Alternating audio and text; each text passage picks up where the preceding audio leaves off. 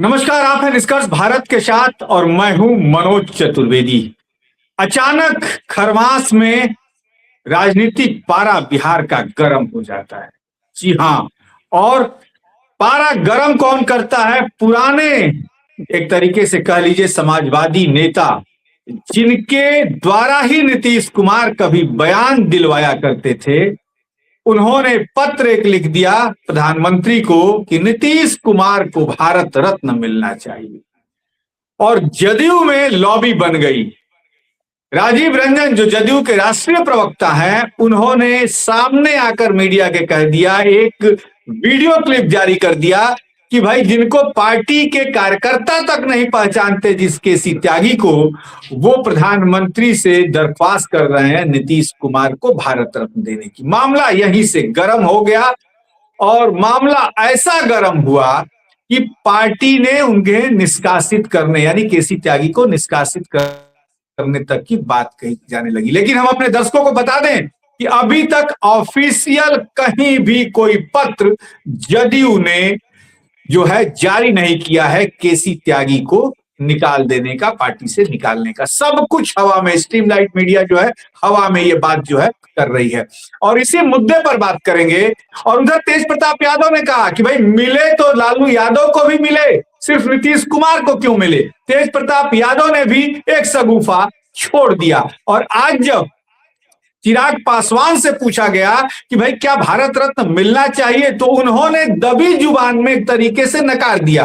कहा कि भाई बहुत बड़ा सर्वोच्च सम्मान है और इस पर आखिरी फैसला जो है वो केंद्र सरकार को करना है, समय आने पे केंद्र सरकार फैसला करेगी। यानी कि चिराग पासवान ने भी कहीं से न कहीं से भी असहमति जो है निश्चित तौर पर व्यक्त कर दी, समय पर फैसला लेने की बात कर दी। हमारे साथ इसी पर बात करेंगे पूर्व आईपीएस अमिताभ दास सर हैं। अमिताभ दास सर, नमस्कार, आपका स्वागत है। क्या कहिएगा, भारत रत्न जैसे लग रहा है खिलौना हो गया। अब तो देखिए क्या मैं मनोज जी बोलूं, इन लोगों ने भारत रत्न को पार्ले जी बिस्किट बना दिया है ना। जैसे पार्ले जी बिस्किट बांटा जाता है पैकेट में खरीद के, तो वही अब भारत रत्न बन गया है और इसकी पूरी गरिमा खत्म हो रही है। अब बताइए, तेज प्रताप ने मांग कर दी कि लालू यादव को भारत रत्न मिले। अब लालू यादव चारा घोटाला में सजा याफ्ता हैं, कन्विक्टेड आदमी है, अदालत से दोषी सिद्ध हो चुके हैं। 42 महीने उन्होंने जेल की हवा खाई है चारा घोटाला में। अब उनको भारत रत्न मिल जाएगा तब तो अब क्या मैं कहूं, अनर्थ हो जाएगा। उसके बाद देखिए, अब आपने कहा केसी त्यागी की बात। केसी त्यागी ने ये पत्र लिखा है, इधर पिछले कुछ महीनों से केसी त्यागी के सितारे गर्दिश में हैं। वो बेचारे ना लोकसभा के सदस्य हैं ना राज्यसभा के सदस्य हैं, तो उनको लगा होगा कि कुछ पलटू राम को मक्खन लगाया जाए तो कुछ मेरे भी अच्छे दिन आ जाए, तो उन्होंने इसमें ये पत्र भेज दिया। और उसके बाद अच्छे दिन उनके क्या आएंगे, और उनकी फजीहत हो रही है। अब उनकी पार्टी के ही राष्ट्रीय प्रवक्ता कह रहे हैं कि इनको तो कोई कार्यकर्ता जानता ही नहीं है, तो जो थोड़ी बहुत उनकी इज्जत बची थी वो भी चली गई। अब देखिए, नीतीश कुमार की बात यदि की जाए, यदि पलटू राम को भारत रत्न मिलता है तब तो वही कहावत चरितार्थ हो जाएगी ना कि छछूंदर के सर पे चमेली का तेल। भारत रत्न देश का सर्वोच्च सम्मान है, ये कोई मजाक थोड़ा ही है। और अभी तो पलटू राम ने जो सब काम किए हैं, कायदे से तो इनको बेउर जेल में रहना चाहिए। जिस तरह से अभी पिछले महीने इन्होंने एक लड़की का हिजाब नोच लिया, अभी वो मामला पूरी तरह ठंडा भी नहीं हुआ है। दर्शकों को याद होगा, 15 दिसंबर की ही बात है, मुख्यमंत्री आवास में एक सरकारी कार्यक्रम चल रहा था। आयुष डॉक्टरों को नियुक्ति पत्र बांटे जा रहे थे। एक नुसरत परवीन नाम की लड़की मंच पर जाती है, चेहरे पर हिजाब है, और पलटू राम उसका हिजाब नोच लेते हैं, बोलते हैं ई का है जी, ई का है जी। और जहां ये वीडियो वायरल हुआ तो सिर्फ हिंदुस्तान ही नहीं, हिंदुस्तान के बाहर भी पूरी दुनिया में कहिए कि पलटू राम की लानत मलामत हुई। एक पाकिस्तानी डॉन ने इनको धमका दिया, शहजाद भट्टी ने। शंकराचार्य है अभिमुक्तेश्वरानंद, उन्होंने कह दिया कि भाई नीतीश कुमार पागल हो गए हैं, इनको कुर्सी छोड़ देनी चाहिए। राखी सावंत ने मजाक उड़ा दिया, राखी सावंत ने कह दिया कि नीतीश जी मैं आपकी चड्ढी का नाड़ा खोल दूं तो कैसा रहे। मतलब पलटू राम की इज्जत दो कौड़ी की रह गई। और देश के कई शहरों में पलटू राम पर एफआईआर हुआ, प्राथमिकी हुई थानों में। बंगलोर में एफआईआर हुआ है, लखनऊ में हुआ है, लखनऊ। हैदराबाद में हुआ है। क्यों? क्योंकि जो भी किया पलटू राम ने वो कानून की दृष्टि में अपराध है। जो भारत का कानून है, बीएनएस जिसको कहते हैं, भारत न्याय संहिता, बीएनएस की धारा 74 है, सेक्शन 74 है, उसमें इस क्राइम के लिए 5 साल की कैद का प्रावधान है। यदि आप किसी महिला की लज्जा भंग करने की कोशिश करते हैं तो ये कोई मतलब मजाक की बात नहीं, आपको 5 साल तक जेल में हवा खानी पड़ेगी। तो कायदे से तो हिजाब नोचने वाले पलटू राम को जेल में रहना चाहिए था। और यहाँ बात हो रही है कि भाई इनको भारत रत्न मिल जाए। ये तो मुझे समझ में नहीं आता ये कि क्या किधर ये देश जा रहा है। अब इस तरह से यदि भारत रत्न मिलने लगे तो एक दो साल में लॉरेंस बिश्नोई का भी नंबर आ ही जाएगा, मुझे लगता है। तो बिल्कुल उन्होंने भारत रत्न का बिल्कुल मजाक बना दिया है। पहले भी देखिए भारत रत्न को, अभी अब मैं कर्पूरी ठाकुर का उदाहरण देता हूं। देखिए कर्पूरी ठाकुर ईमानदार थे, सब कुछ थे, लेकिन उनको भारत रत्न की टाइमिंग देख लीजिए, टाइमिंग देखिए। चुनाव के पहले जब बिहार में जातीय जनगणना की रिपोर्ट आई और रिपोर्ट में कहा गया कि भाई अत्यंत पिछड़ी जाति सबसे बड़ा जाति समूह है बिहार में, 34% की 35%, तब सरकार को याद आया कि अरे बाप रे, कर्पूरी ठाकुर को भारत रत्न दे दो।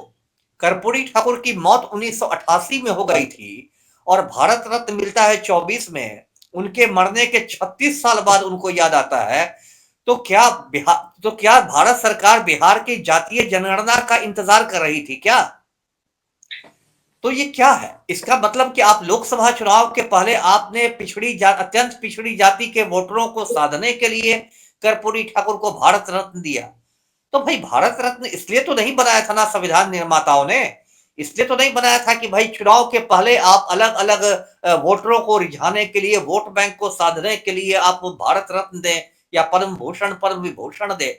तो इन लोगों ने पूरी मतलब जो एक गरिमा होती है किसी भी सम्मान की, उस सम्मान की प्रतिष्ठा को इन्होंने मिट्टी में मिला दिया है। और अब तो ये मजाक बन गया है, कुछ दिनों में कोई मतलब इसको गंभीरता से लेगा ही नहीं। जी मनोज।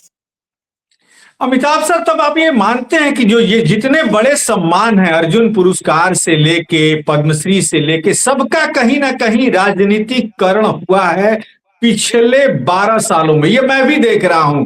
अब पटना के 2-3 लोगों को जो है पद्मश्री पद्म विभूषण जो मिले हैं, तो और इसमें एक अंदर से ये भी खबर आई अमिताभ सर, शायद हमारे सूत्रों ने बड़ी सटीक खबर दी कि इसमें भी पैसे की लेन देन चल रही है कि भाई इतना रुपया दे दीजिए, सिफारिश करता हुआ करने वाले या जो कमेटी बनती है वो आपका नाम भेज देगी, प्रस्ताव कर देगी। क्या कुछ ऐसा है क्या? नहीं नहीं, बिल्कुल है। अरे यहाँ तो ये स्थिति है कि किसी बड़े डॉक्टर साहब को पद्मश्री मिलेगा, है ना, और डॉक्टर हाँ जी। साहब को लोग बधाई देंगे कि आपको पद्मश्री मिला, और उनका कंपाउंडर आपको बताया गया कि डॉक्टर साहब का 10 लाख खर्च हो गया इस साल पद्मश्री लेने, है ना। मतलब डॉक्टर साहब ने 10 लाख लोगों को पहुंचाया तब उनको पद्मश्री मिला।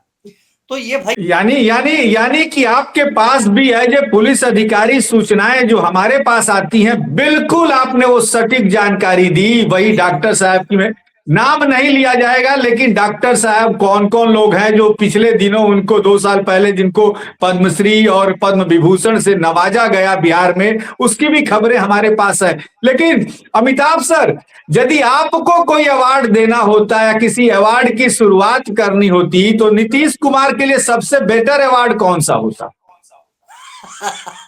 अब नीतीश कुमार को तो कोई अवार्ड में मैं रखना ही नहीं चाहता।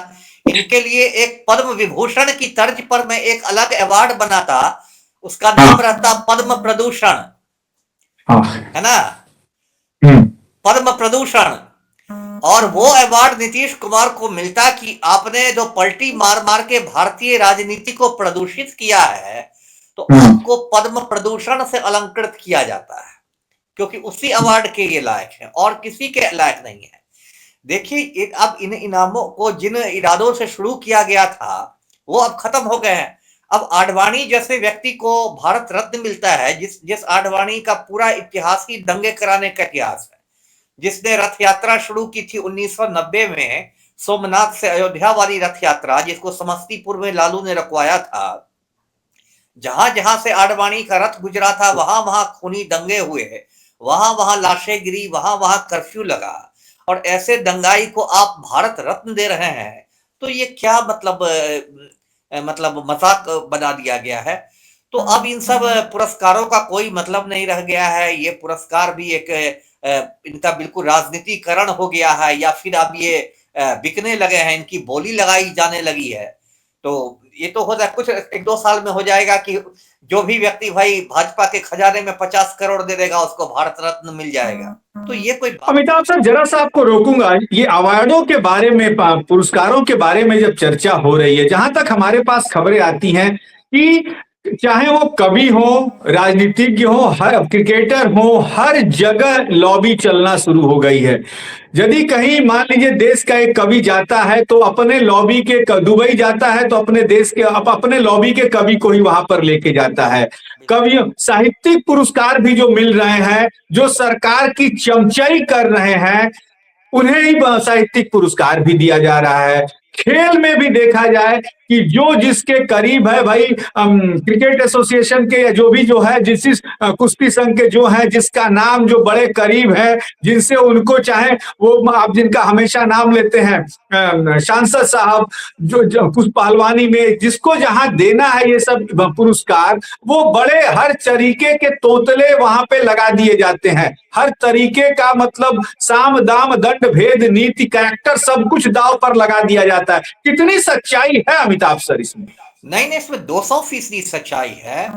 200% सच्चाई है। और देखिए, एक बात मैं, चूंकि अब चर्चा हो गई तो एक दिलचस्प बात मैं दर्शकों को बता रहा हूं। ये जो बहुत बड़े एक्टर थे भारत के, ऋषि कपूर तो मतलब अब गुजर गए, तो उनकी एक जीवनी लिखी गई है। उसमें ऋषि कपूर ने इंटरव्यू में खुद स्वीकार किया है कि बॉबी फिल्म के लिए जो उनको फिल्म फेयर का अवार्ड मिला था सर्वश्रेष्ठ एक्टर का, वो अवार्ड उन्होंने पैसे देकर खरीदा था।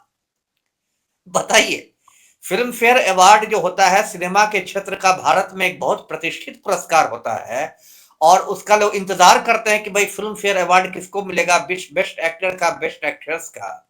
तो वो बॉबी के लिए ऋषि कपूर को मिला था, और उन्होंने बाद में कहा कि भाई हमने इतने पैसे दिए तब हमको अवार्ड मिला। तो उन्होंने तो मान लिया ऐसे कितने अवार्ड्स आए होंगे, गए होंगे, जिसकी मुझे भनक नहीं, आपको भनक नहीं, जो पर्दे के पीछे खेल चला होगा। तो अब ये सब अवार्ड्स का मैं क्या करूं, इनकी मतलब जो मंशा थी, अवार्ड संविधान वालों ने जो बनाया था कि अवार्ड किसी को सम्मानित करने के लिए होता है, वो तो इन लोग ने मंशा खत्म कर दिया है। अब जिससे इनको काम पड़ेगा, जिससे ये होगा, वोट बैंक को साधने के लिए अवार्ड हो रहा है, अवार्ड बेचे जा रहे हैं, तो सारी गरिमा खत्म हो गई अवार्ड की। जी चलिए सर, तब तो बहुत बड़ी बात है कि ऋषि कपूर का एक उदाहरण दे के अमिताभ सर ने शायद बिहार के दर्शकों का, हमारे दर्शकों का, निष्कर्ष भारत के दर्शकों का और जनता को निश्चित तौर पर समझा दिया कि ये जितने बड़े अवार्ड सब हैं सारे बिक रहे हैं, वोट बैंक के लिए दिए जा रहे हैं। हमारे पास भी हमारे सूत्रों ने जो खबर बताई थी, पिछले 2 साल पहले बिहार में जो 2-3 अवार्ड दिए गए थे, वो कहीं ना कहीं खरीदे गए थे, जिसके सबूत जो है निश्चित तौर पर हम कुछ मीडिया वालों के पास तो है ही हैं।